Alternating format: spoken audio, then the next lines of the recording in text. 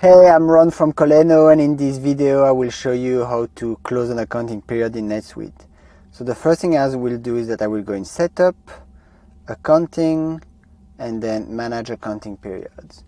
So here you can see all your accounting periods. I will choose one, for example in 2010. I will click on that icon for the accounting period I want to look at. And then here I see the checklist, previous period open, so that one is not good. So I'm going to go back and I go to the 2010 and the January, which is the previous one. Perfect. So you can see that I played here a bit with it before recording the video. That's my alias in this demo account. So you can see you can lock all the AR transactions, AP, or go beyond and relock absolutely every single transaction for that period. So I will click on this green icon here. Here you can see you can choose the subsidiaries that you want. I will mark all and then I will click submit. And then I have the next one that's open, resolve date and period mismatches. So I click on it so I can go mark task complete. And then I go to the next one. You see that just open, review negative inventory. I enter.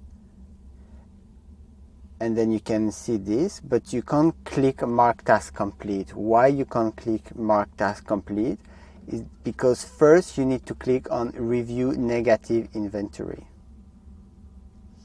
And then you go back to period close and then you can see everything. So when you have a review negative inventory, or if it was the previous one, it would be review date period mismatch.